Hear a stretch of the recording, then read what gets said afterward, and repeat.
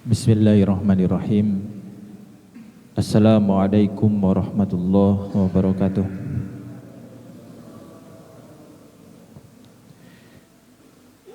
Innal hamdalillah nahmaduhu wa nasta'inuhu wa nastaghfiruh wa na'udzu billahi min syururi anfusina wa min sayyiati a'malina. May yahdihillahu fala mudilla lahu wa ma yudhlilhu fala hadiyalah.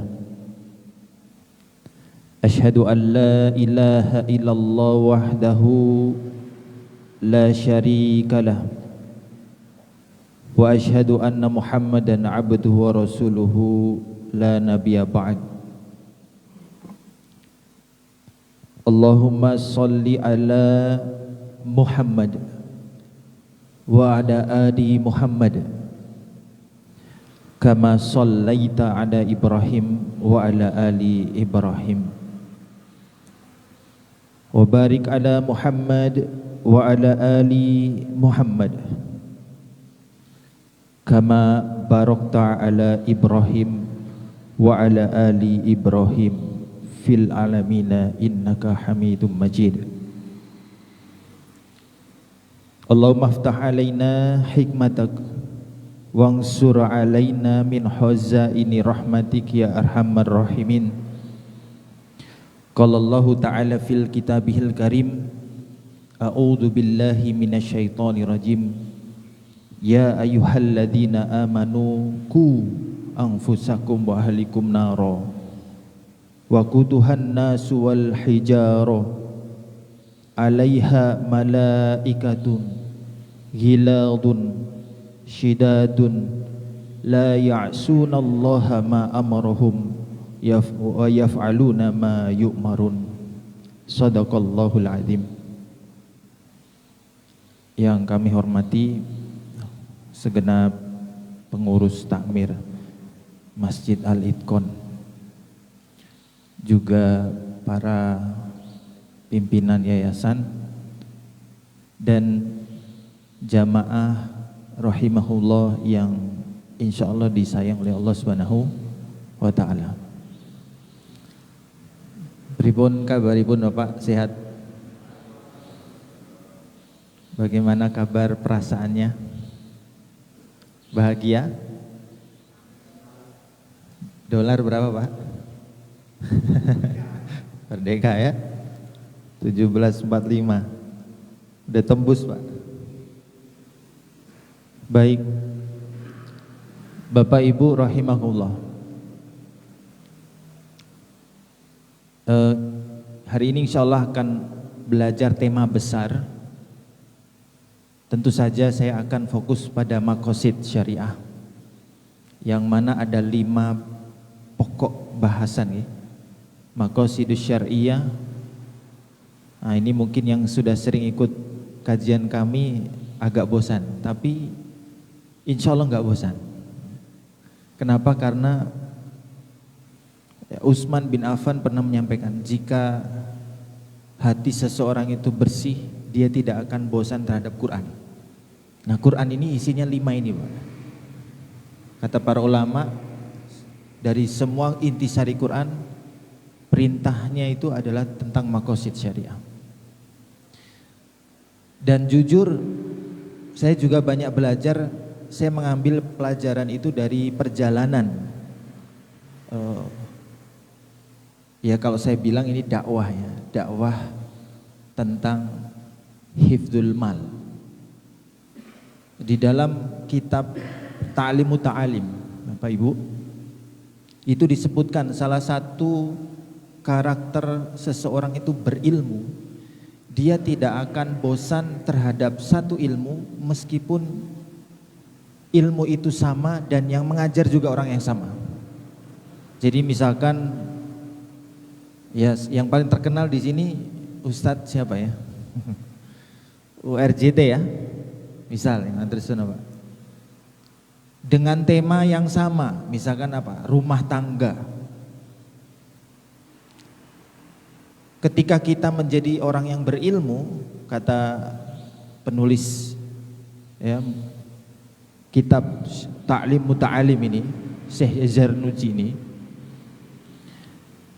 mau pertemuan pertama sampai pertemuan ke-1000 yang mengisi materi orang yang sama dengan topik yang sama, kita memberikan penghormatan, antusiasme, perhatian terhadap ilmu dan guru itu dengan sikap yang sama, tidak berubah. Biasanya kan semangat di pertemuan pertama, gitu Bang ya. Pertemuan kedua, ketiga mulai. Nanti ke pertemuan ke-10 nanti ada omongan. Dia bahas itu lagi. Paling nanti yang diomongin itu lagi. Nah, ini berarti ada hati yang kotor. Nah, jadi para ulama menjelaskan di situ bahwa ketika hati kita bersih dan orang itu berilmu, insya Allah Bapak Ibu, Allah akan lapangkan hatinya dan tidak akan pernah bosan yang namanya kajian berilmu. Dalam perjalanan dakwah kami khusus, saya kan sedang mengupayakan gerakan Indonesia Keluarga Tangguh Bapak. Keluarga tangguh yang kami upayakan dua aspek saja. Satu, kesehatan mental. Yang kedua, kesehatan finansial. Bapak, kalau saya dipikir-pikir setahun sebelumnya, karena waktu itu saya masih belum terlalu paham tentang finansial ya, hampir setiap hari saya ikut kelas yang sama dengan guru yang sama tentang finansial. Awalnya bosan Pak, tapi ketika saya ikut kajian Ta'lim Muta'alim dan mendapati ada perkataan seperti tadi ya, karakter orang berilmu adalah dia yang memuliakan ilmu dan guru. Dari pertemuan awal sampai pertemuan ke-1000 tidak pernah berubah hatinya, tetap memuliakan dan semakin memuliakan.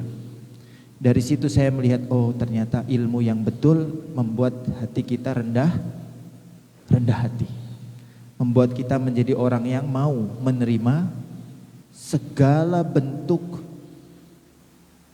hikmah. Karena ya kecuali kalau pidato presiden Pak ya. Nah, sampai ada yang bilang Pak Presiden dimohon untuk libur pidato dulu. Nah, soalnya pidato presiden itu kalau tidak mengandung ilmu Pak, itu nanti orang akan bisa menilai. Nah, itu presiden di negara Konoha Pak ya. Bukan di sini ya, di sini baik-baik saja Bapak. Oke. Kembali. Nah, itu Bapak ya. Jadi insya Allah maqasid syariah ini akan menjadi topik utama, arus utama dalam kehidupan kita. Apalagi kalau dikaitkan dengan tadi ayat yang kami baca, yaitu ku anfusakum wa ahlikum naro. Bapak tidak diminta ngurus negara, enggak. Bapak enggak diminta untuk mengurus RT RW, enggak. Bapak hanya diminta untuk pertama mengurus diri sendiri, ku anfusakum. Jadi tangganya jangan sampai lompat. Jangan kita capek-capek ngurus masyarakat, ngurus RT RW, tapi ketika kita mengaca ternyata urusan diri kita belum selesai. Makanya ilmu yang paling penting Bapak Ibu hari ini, khususnya para ayah yang sudah memimpin rumah tangga, rumus yang paling penting hari ini adalah mengenal diri. Dan itu adalah bagian dari kesehatan mental. Kalau saya sebut kesehatan mental, maka aspeknya yang pertama adalah hifdzul akal, menjaga akal. Akal ini aspek mental yang paling penting Bapak. Yang kedua tentang ruh. Nah, ruh itu apa? Nah, tentang ya ini, tangan kita bergerak ini karena ruh Pak. Software. Saya bisa berbicara karena ruh menggerakkan mulut saya. Bayangkan kalau Bapak mungkin ada kawan-kawannya gitu ya, yang usia-usia sudah remaja begini, kan ada yang kena serangan apa gitu ya, terus separuh nggak bisa berkata-kata. Nah itu software ruhnya sudah agak-agak rusak. Ya, tapi ruh secara hakikatnya enggak rusak. Dia hanya eh, badan ya, ada konslet kabel antara ruh dengan jasad. Nah, antara ruh dengan jasad. Nah, yang ketiga nggih, tadi napa? Pertama akal. Ini aspek mental nggih, aspek mental. Pertama akal, kedua ruh, ketiga jasad. Jadi kalau ada konslet hubungan antara ruh dan jasad, nah jadinya seperti tadi. Ya, separuh nggak bisa bergerak misalnya. Nah, itu konslet napa Pak? Stroke nggih. Diakibatkan karena napa? Gaya hidup. Atau kadang-kadang agak konslet, misalkan kita salah duduk Pak. Nah, kaki kita kemudian hilang tenaga ya. Pernah Pak saya ngisi kajian di sini Pak. Ngisi kajian 4 Mei yang kemarin anak kelas 6 pelunasan. Saya duduk sebenarnya nggak merasa salah Pak ya. Duduk biasa gitu. Pas tiba-tiba sesi muhasabah saya berdiri Pak. Ternyata kaki saya lemes Pak. Hampir jatuh saya. Pas berdiri sini kaki saya hilang kekuatan. Karena ada aliran darahnya terhenti selama duduk. Nah, ini maksudnya adalah ada ilmuwan yang menyebutkan Pak, ruh itu bersemayamnya di darah. Dalam konteks jasad ya. Jadi kalau darahnya itu tidak mengalir, tenaga itu hilang di posisi badan itu. Nah, itu ada yang menyebutkan begitu ya, penelitiannya ada. Dan pusat darah itu di mana Bapak? Kolb. Nah, ini elemen yang keempat dari mental. Ya, ala fahiya kolb. Nah, di mana manusia itu ada bagian yang paling penting. Yang bagian itu kalau dia baik, maka baik semua amalan. Kalau dia buruk, buruk semua amalan. Kata Rasulullah, ala fahiya kolb, itu adalah hatinya. Nah, jadi dibuktikan oleh para ilmuwan hari ini, itu risetnya ada. Kalau ruh itu konteks mengikat dalam fisik itu masuknya ke darah. Nah, makanya kalau darah ini tidak mengalir ke otak Bapak, itu nanti konslet serangan apa istilahnya ya? Ada istilah kalau ke jantung, darah macet kan serangan jantung Pak ya. Nah, ada macet karena apa? Pipanya darah itu tersumbat. Nah, kalau ke otak itu bisa stroke juga. Nah, dan banyak lagi yang. Nah, ini elemen mental Pak. Ada akal, ada napa malih? Yang kedua napa? Ruh, nggih. Kemudian yang ketiga napa? Jasad. Yang keempat kolb. Yang kelima ikatan antara ruh dan jasad disebut nafas. Nah, 5 elemen ini. Ya, inilah yang disebut dengan mental dalam teori modern. Kalau dalam Islam kita menyebutnya berbeda-beda tadi ya. Ini penggolongan berdasarkan Imam Al-Ghazali. Ya, pendapat Imam Al-Ghazali dan juga pendapat lain. Nah, Bapak, dari aspek mental 5 ini Allah mendeklar ya, ar-rijalu qawwamuna 'alan nisa bima faddalallah. Laki-laki itu dikasih gelar oleh Allah qawwam ketika nomor 1 mentalnya faddalallah, yaitu mentalnya sesuai dengan kehendak Allah, kurang lebih begitu. Fadilah kebaikannya dari Allah. Jadi kalau ada laki-laki yang tidak bima faddalallah, dia tidak berakal sesuai dengan kelelakian. Contoh, laki-laki Bapak kemarin ada yang viral, rumah tangga ya. Itu dia dalam tanda kutip ya, intinya dia tidak bekerja, tapi kerjaannya main game aja, nggak mencari nafkah. Terus istrinya memaklumi karena apa? Karena ya mungkin pekerjaan sulit ya di masa seperti sekarang. Tapi setelah 6 bulan, setahun, lama-lama istrinya protes. Kamu itu kok ngegame terus sih? Selama ini yang membiayai rumah tangga itu saya loh. Ternyata laki-lakinya ngomong, ya kan bisa tetap, walaupun dari kamu uangnya kan tetap kita bisa makan. Nah, Nah, ini konslet akalnya laki-laki. Dia mohon maaf numpang hidup sama istrinya.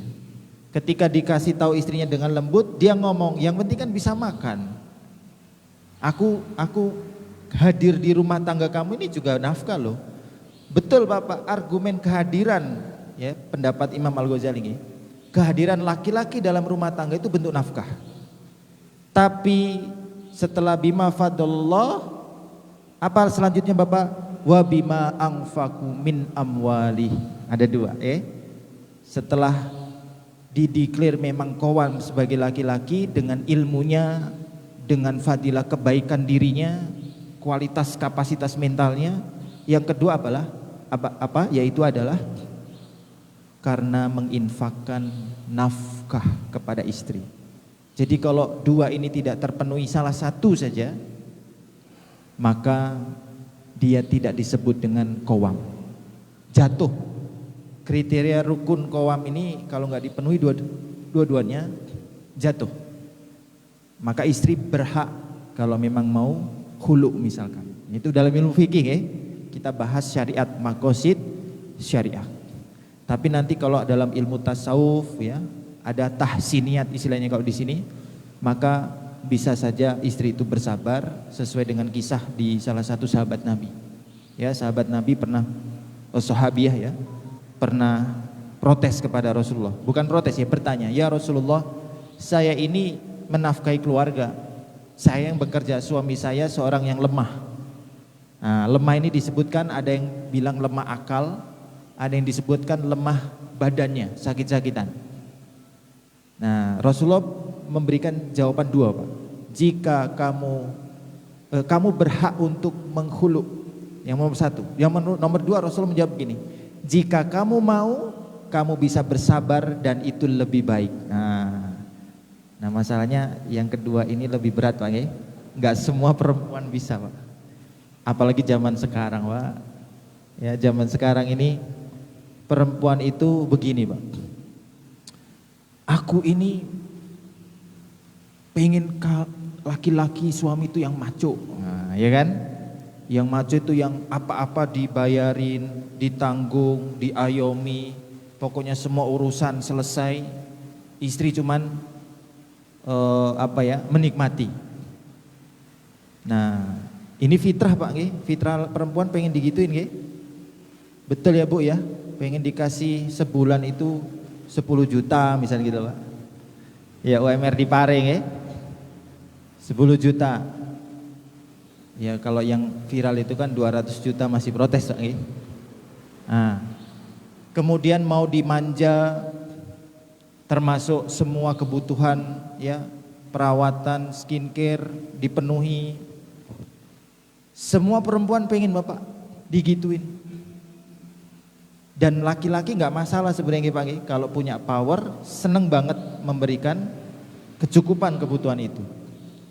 Tapi ketika laki-laki itu menginginkan, istrinya itu kalau bisa di rumah aja, ya kan? Kemudian fokus melayani suami dan anak. Kadang perempuan hari ini Pak, hari ini kadang mereka akan protes. Jangan patriarki. Jangan mengekang saya kan punya teman-teman ya kan, saya punya hobi, saya kan pengen berkarya. Nah itu nanti juga dibahas di Maqasid. Bagaimana mendudukkan ke perkara yang lebih penting, darurah, dan implementasinya dari sejak diri kita dan rumah tangga kita. Nah ini penting sekali, makanya hari ini nih masyarakat ini terbentuk, mohon maaf kenapa banyak masalah sosial hari ini, berbagai macam masalah Pak dari selingkuh, bahkan sekarang sudah banyak selingkuhnya nggak cuman dengan lawan jenis Pak, selingkuhnya dengan sesama jenis Pak, ya kan, suami punya istri tapi selingkuhnya bukan sama perempuan Pak, sama laki-laki di tempat nge-gym itu. Selama ini alasannya dengan istri itu saya berolahraga. badannya kekar Pak, tapi begitu. Nah ini banyak sekarang fenomena boti ya kalau kita sebut ya. Ini luar biasa Pak. Jangankan anak Bu, Bapak hati-hati ya, suami-suami ini jadi incaran boti-boti juga. Saya Pak dulu waktu di Jakarta itu udah sering kalau jalan ke Blok M gitu ya. Padahal saya juga nggak ganteng-ganteng amat Pak ya. Kadang dilirik juga Pak, disenggol nih. Si ganteng katanya gitu. Subhanallah, tak tawur gitu kan. Betul Pak nggih. Makanya kan respon lelaki kalau disenggol boti itu marah Pak, pasti. Kan ada kasus nggak di kereta itu ya, yang sampai kemudian ditendang. Yang boti gimana? Ya dia begini-begini melambai, ya kan. Terus kalau di kamera dilihatnya apa? Seolah-olah dia jadi korban, betul nggih? Padahal kita laki-laki nih kalau kehormatan kita disinggung Pak, itu bagian dari menjaga kehormatan nggih. Digodain, ya kan, sama sesama jenis tuh. Kita pasti marah. Kita punya insting namanya ghorizatun bako, naluri untuk membela. Antara satu fight, ini secara psikologi, ilmu psikologinya, antara fight atau flight, antara bertarung, melawan, atau menghindar, kabur. Nah, bagi lelaki yang biasanya suka senggol bacok Bang, pasti melawan, disenggol dikit melawan. Urusan kalah menang nanti, pokoknya lawan dulu. Gitu ya. Nah, ini naluri. Nah, jadi kita perlu menjaga itu. Kembali nggih. Jadi Bapak Ibu, aspek mental maka 5 hal ini yang kami jaga dalam gerakan dakwah kami. Gerakan Indonesia Keluarga Tangguh dimulai dari mana? Ku anfusakum. Mari kita kalau ada konflik dengan istri, dengan anak, ku anfusakum. Bukan fokus mencari kesalahan pasangan, bukan fokus mencari kesalahan anak, mari ngaca. Lawan anfusakum itu. Egomu, setan yang bersemayam dalam jiwamu. Nah, nanti kalau masalah nafs ini Pak, mental khusus nafs, Imam Al-Ghazali itu nanti akan membagi lagi menjadi 3 akhlak. Yang pertama akhlak bahimiyah, ya. Yang kedua akhlak syaitoniyah. Yang ketiga sabuiyah. Oh ada 4 Pak. Sabuiyah. Yang keempat malakiyah.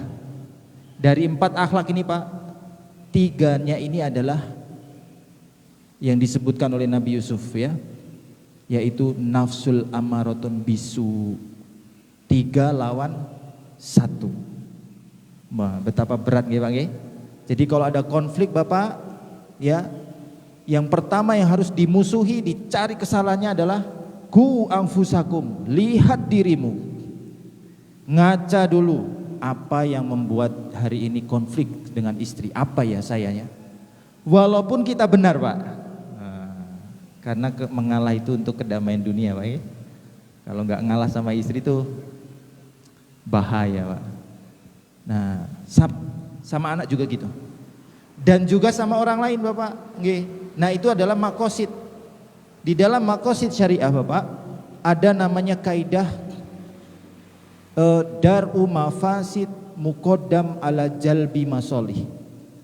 Jadi kalau ada sesuatu dikerjakan, termasuk nanti pembahasan kita akan masuk ke dalam harta, kan tadi kesehatan mental 5 aspek, kemudian kesehatan finansial 1 hal. Nah, nanti kita akan bahas detail. Semoga waktunya cukup, kalau enggak ya lanjut nanti lagi ya, next pertemuan. Jadi mental itu mencakup 5 aspek ini, dan yang paling utama adalah ku anfusakum. Didik dirimu, lawan egomu, ya, kalahkan bahimiyahmu, sabuiyahmu, syaitoniyahmu. Dikira kita nggak ada setannya Pak, ada Pak. Ya 30 juz juga ada yang jadi setan Pak. Ya, para kiai yang di berita itu, wallah alam ya, kita nggak tahu benar atau salah, tapi sepengalaman saya pernah sendiri Pak mengalami konseling lulusan Libya Pak. Ada juga lulusan Mesir, LC Pak, predator. Ya, playboy, ada yang sudah sampai ke selingkuh, ada yang sampai merebut istri orang. Luar biasa Pak. Jadi jangan disangka LC itu setannya dedengkot semua. Lebih pakar daripada kita-kita yang mungkin biasa saja Pak. Jadi jihad bin nafs itu semakin tinggi makom ilmunya, semakin besar iblisnya Pak. Makanya salah satu ya prestasi besar iblis itu ketika sudah merusak suami, dia merusak istri, rumah tangga bubar. Karena apa? Karena suami dan istri bukan ku anfusakum. Dia tidak melawan dirinya dulu. Dia melihat pasangannya dulu. Apa yang kamu lakukan? Kamu salah. Nah, ini bahaya Pak. Makanya tugas yang paling utama, bahkan ada hadis Bapak disebutkan Rasulullah pernah sahabat tuh bilang, ya Rasulullah kita telah pulang dari jihad besar. Ini sepulang perang Badar Pak. Nah, kata Rasulullah enggak. Kita pulang dari jihad besar untuk melawan jihad yang lebih besar. Apa itu Rasulullah? Jihad bin nafs. Jihad melawan diri sendiri adalah jihad yang paling besar seumur hidup. Nah makanya Nabi Yusuf bilang itu bahwa Nabi Yusuf aja seorang nabi, dia bilang saya tidak mengatakan saya suci dan bersih, melainkan saya juga ada nafsu amaratun bisu'a illa ma rahima rabbih. Nafsu saya itu kecenderungannya adalah bisu, cenderung kepada hal yang buruk. Jadi dalam satu momen Yusuf itu tertarik sama Zulaikha juga Pak. Jadi di ayat tersebut diterangkan seperti itu, bahwa ketika Zulaikha menawarkan, yang jelas-jelas tertarik sama Yusuf, Yusuf juga sempat tertarik oleh Zulaikha, tapi setelah itu Allah berikan tabir. Nah inilah pentingnya parenting Pak. Ya para ulama menjelaskan tabir yang dimaksud adalah bayangan ayahnya. Nah, maka para ayah harus dekat sama anak lelakinya, biar nggak disamber boti Pak. Bahaya. Sekarang ini nggak cuma pacaran Pak, ya sesama jenis juga bahaya. Hari ini, sudah darurat Indonesia ini sudah darurat, sudah masuk ke institusi juga. Ya bahkan sampai ada yang ya nama netizen itu terlalu kreatif Pak. Presiden kita kok nggak ada istrinya ya? Jangan-jangan Bunda Teddy loh. Bahaya ini. Enggak ya, ini cuman ini aja ya. Insya Allah semuanya baik-baik saja itu. Nah, lanjut Pak. Nah jadi dalam makosid syariah Pak, kaidahnya napa wau? Dar'u mafasid muqaddam ala jalbi masoli. Baik, saya coba masuk ke langsung rumah tangga langsung ke masalah harta. Bapak tadi suami tugasnya dua napa Qawam bima faddalallah, mentalnya mental pemimpin. Aspeknya napa waon? Akalnya pemimpin, ruhnya pemimpin. Badannya juga sosok pemimpin. Nah, kalau badan ini bisa dibilang kita nggak bisa milih ya Pak. Kan Bapak nggak milih kan badan dengan rupa seperti ini. Ini hanya titipan, tapi kita harus menjaga, mengolah ya dengan makan yang sehat, olahraga, asal tetap ya kalau nge-gym waspada tetap ya, jangan sampai disamber boti lagi ya. Nah, olahraga, kemudian apa malih? Tidur cukup. Bapak Nah, ini termasuk menjaga ya, teladan menjaga badan Pak itu Cristiano Ronaldo Pak. Dia usia berapa Pak? Seusia Bapak 41 tahun gitu. Senang Bapak kan usia 41. Tapi secara usia biologis Pak, kemarin diteliti, badan Ronaldo itu seusia 29 tahun. Karena dijaga olahraga, makanan yang sehat, tidur yang cukup, betul-betul dijaga nutrisinya. Kira-kira bahasa simpelnya Ronaldo itu makanannya halal Pak. Enggak homer. Bahkan dalam resmi pemberitaan beliau nggak pernah makan babi itu. Nah, kita doain aja semoga login bentar lagi ya. Nah, jadi teladan jasmani dirawat Pak. Kemudian apa? Antara ruh dan jasmani, kemudian apa? Lahirnya namanya nafas. Nafas itu apa? Kita punya keinginan, punya rumah, itu nafas.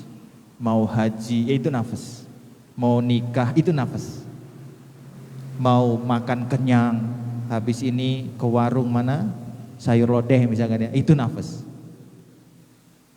Pengen punya tabungan 1 kilo satu keluarga, itu nafas Pak. 1 kilo beras Pak. Emas Pak, bukan beras. Indonesia emas Pak, insya Allah. Itu nafas Pak. Termasuk boti itu nafas Pak. Saya itu nafasnya napa? Al amaratun bisu. Makanya nafas itu harus dididik. Jadi ada 4 tadi, 3 ini harus dikerangkeng sebisa mungkin Pak. Nah, keutamaan dari nafas itu adalah pengendalian. Kalau keutamaan akal itu adalah luas. Orang yang utama yang akan dihormati adalah mereka yang akalnya luas. Kalau keutamaan badan cukup. Kira-kira Bapak suka durian nggih? Kalau makan 1 porsi masih enak Pak. Kalau makan 10 porsi Pak, semaput Pak. Nah itu cukup keutamaan badan. Ya, makan minum cukup. Nah keutamaan nafas itu apa Pak? Pengendalian. 4 ini yang 3 dikendalikan, yang 1 dimenangkan. Apa tadi? Sabuiyah, apalagi? Sabuiyah, Syaitonia. Kemudian apa nanti? 1 lagi tadi saya lupa. Yang keempat adalah malaikah. Nama Pak? Bukan, Sabuiyah, Malakiyah, betul. Kemudian Syaitonia, ada 1 lagi, saya kok lupa. Bahimiyah, betul. Jadi dari 4 ini, 3 ini dikendalikan biar nggak terlalu liar. Yang 1 malaikah diutamakan. Nah itu pengendalian. Nah kalau hati kolb yang kelima, keutamaan ada di mana Pak? Ada di kebersihan. Nah ini kalau kita nggak kenal Bapak, mental kita nggak bakal jadi. Nggak bakal jadi suami yang baik, nggak bakal jadi mental istri yang solehah, nggak bakal jadi. Istri kalau sudah kena paham feminisme tadi ya Pak, ya kayak gitu tadi. Aku kan punya ini itu, kamu kok patriarki sih, ngatur-ngatur aku. Bahaya Pak. Ya, tidak bisa memposisikan bagaimana seorang istri yang saleh. Anak juga sama. Kepada ayah dan ibunya, kalau dia tidak mengendalikan nafsnya dia bisa membunuh orang tuanya, seperti yang kejadian sudah itu. Karena handphonenya, gamenya bukan direbut kan terlalu kecanduan kemudian handphonenya ditarik, udah nggak usah main handphone lagi, marah. Anaknya berani sampai membunuh ibunya, ada Pak, hari ini Pak. Nah itu anak yang tidak tahu pengendalian nafsnya. Karena bima faddalallah, fungsi ayahnya hilang di rumah tangga, ayahnya nggak hadir. Bagi laki-laki kalau kehadiran ayahnya tidak terpenuhi, ya tadi Bapak, dia beresiko boti. Kalau perempuan kehadiran ayahnya tidak dipenuhi, dia beresiko terjerumus zina, kepergaulan bebas. Ya gitu nggih. Nah kemudian yang kedua apa Pak? Bima anfaqu min amwali. Jadi laki-laki disebut pemimpin karena hartanya yang pertama didapatkan dengan cara yang halal, yang kedua dikelola, dihabiskan dengan cara yang benar. Ya, karena kan ada hadisnya Rasulullah ya menyampaikan bahwa tidak akan bergeser ya anak Adam setelah kecuali ditanya 4 hal akan dimintai pertanggungjawaban, ya kan? Nah ini hadisnya saya bacakan. La tazulu qadama abdin yaumal qiyamah hatta yus'ala an arba'. Tidak akan bergeser ya kaki seorang hamba pada hari kiamat sampai ditanyain 4 hal. Pertama, an malihi, salah satunya nggih, an malihi min aina iktisabah wa fima anfaqah. Dari mana dia dapatkan hartanya dan bagaimana dia menghabiskan. Ini Pak, jihad Pak. Di Quran juga disebutkan ya wa anfiqu fi sabilillah wala tulqu biaidikum ila tahluka. Di ayat yang lain disebutkan wajahadu bi amwalihim, nomor 1 harta dulu. Wa anfusihim, baru jiwa, baru mental yang dijihadkan. Maknanya nopo? Kalau kita punya harta dan tidak mau diinfakkan dengan cara yang benar sesuai syariat, jangan ngomong jihad nyawa. Jadi stepnya ngoten, tangganya makosid syariah gitu. Nah, khusus harta ngeten pembahasannya. Bapak dapat penghasilan 1 bulan sekali ya, atau setiap hari ada penghasilan. Dari harta ini Bapak, sesuai kaidah syariahnya, dar'u mafasid adalah Bapak membuat list apa yang menjadi bahaya harta ini ketika dihabiskan dalam program yang salah. Apa yang bisa membuat harta ini merusak. Dan apa saja, list yang kedua adalah apa saja yang membuat harta ini rusak. Ngeten Pak, caranya. Jadi kalau dapat gaji bukan membahas nanti kita pelesiran, nanti kita beli A, beli B, itu enggak dulu. Itu nomor 2 Pak. Nomor 1, list pertama adalah dengan harta ini dampak buruknya apa dan bisa rusak karena apa. Nah gitu. Ngeten nggih? Misalnya contoh, gaji UMR Pare 50 juta per bulan. Amin. Nah gitu Pak, amin. Nah ini nanti Indonesia emas Pak, 2045. Semoga panjang usia nggih. Nanti presidennya anak saya Pak. 50 juta per bulan ini nomor 1 Bapak ditanyakan dari mana dapatnya dulu. Maaf nggih, sebelum nomor 1. Dari mana dapatnya dulu? Halal atau enggak? Nah itu 1. Kemudian setelah masuk rumah tangga, yang pertama untuk diagnosis harta adalah apa yang menjadi dampak buruk harta ini. 1, yang kedua, apa yang bisa merusak harta ini. Nah, okay? Jadi ada in, ada out. Innya apa yang bisa merusak harta ini, outnya apa yang membuat harta ini bisa merusak, menjadi dampak buruk. Contoh, yang merusak harta no Pak? 1, mohon maaf langsung to the point mawon nggih, inflasi merusak harta. Harta Bapak menjadi hilang, inflasi. Berarti harus menyimpan yang menjaga harta, yang melindungi harta. Harus simpan di situ. Apalagi yang nomor 2 yang merusak harta, bocor boros. Nah, merusak harta nggih. Korupsi betul, tapi itu korupsi itu kalau dalam rumah tangga termasuk yang bocor nggih. Boros, ya korupsi dalam rumah tangga. Nah, yang menyebabkan harta rusak normale, inflasi itu kan serangan luar ke dalam Pak nggih. Kita diserang dari luar ke dalam rumah tangga. Hei, kamu, saya curi uang kamu. Ya dalam 6 bulan terakhir Pak, itu ada yang menyampaikan di salah satu podcast pakar finansial.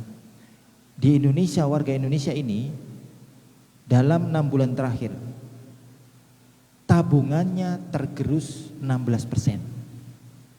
Padahal tidak melakukan kesalahan apa-apa. Tidak melakukan kekeliruan investasi, enggak salah analisis, diem aja Pak. Tabungan Bapak dicuri 16%. Kalau sejak Bapak Presiden dilantik IHSG, oke, tadi ditaruhnya di tabungan ya, biasa. Sekarang ditaruh di saham. Sejak Presiden dilantik sampai hari ini minus 36%.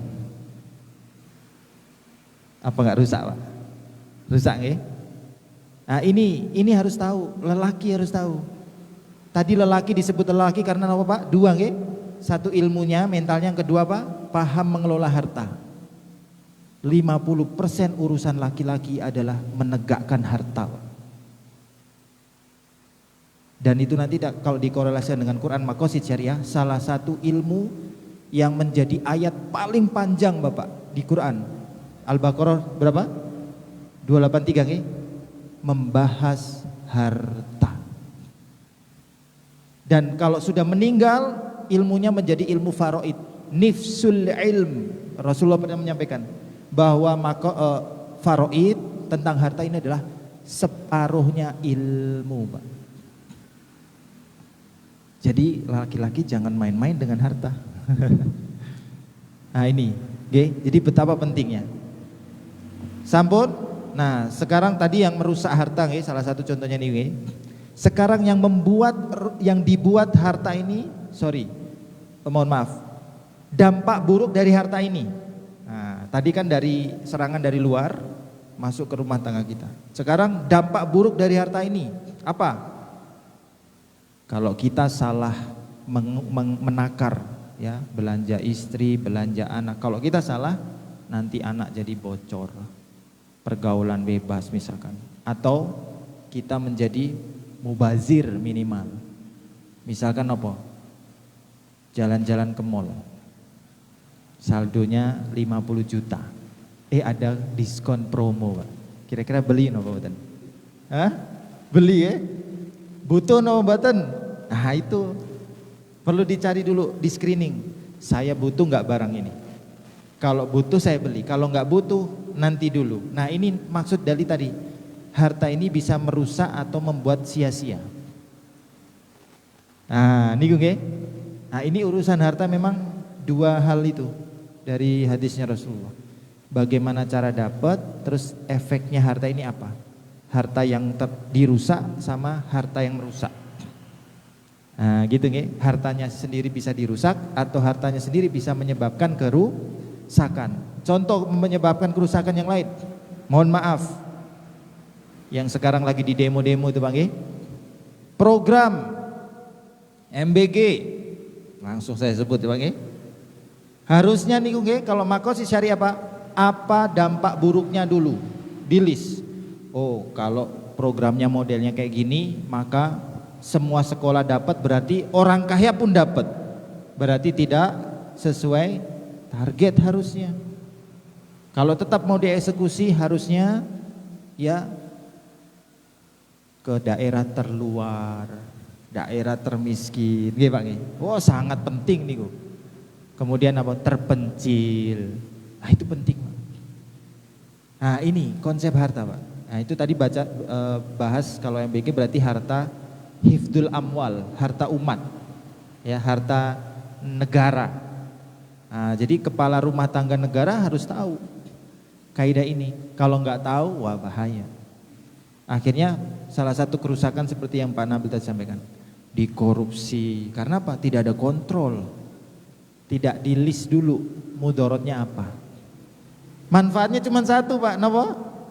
Membuat anak kenyang. Ya, disebut bergizi juga masih dipertanyakan. Tapi kalau kenyang iya Pak, sampai lebih-lebih Pak. Iya kan? Nah ini contoh Pak. Jadi Maqasid Syariah ini sangat penting. Implementasi dalam hidup apa tadi? Ketika pulang nanti kita buat list. Bahkan di mentoring kami Pak itu harus ditulis Pak. List itu, ya bahasa keren kami kalau biar anak muda tertarik gitu. Itu kita tulis namanya dream chart dan life mission. Itu Maqasid Pak. Maqasid itu tujuan kan, dream itu kan cita-cita nggih, tujuan kita. Nah itu ditulis, kemudian diberikan visualisasi. Nah itu kurang lebihnya begitu. Jadi ini sangat penting. Para ayah, para bunda, biar apa? Biar tegak kepemimpinan dalam rumah tangga, dan lebih luas lagi nanti kalau rumah tangganya bagus, kokoh, tangguh, insya Allah dengan sendirinya Bapak, negara akan membaik.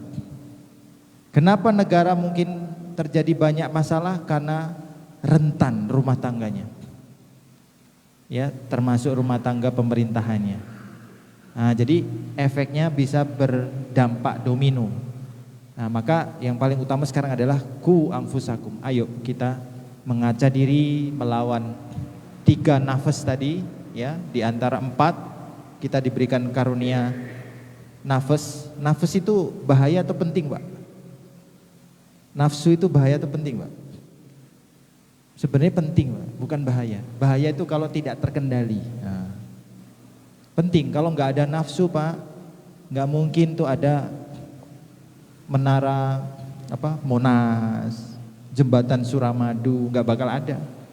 Nggak bakal ada misalkan baju dengan warna yang indah seperti ini, berbeda-beda warna. Nah, ini nafas, Pak. Selera-selera manusia itu nafas. Tapi harus dikendalikan. Jadi nafsu itu penting agar manusia tetap survive. Tapi harus sesuai dengan petunjuk Allah Subhanahu wa taala. Nah, ini masih awal juga nggih Pak nggih. Nanti kita bahas lagi lebih detail dan langsung gerak, Pak. Praktek.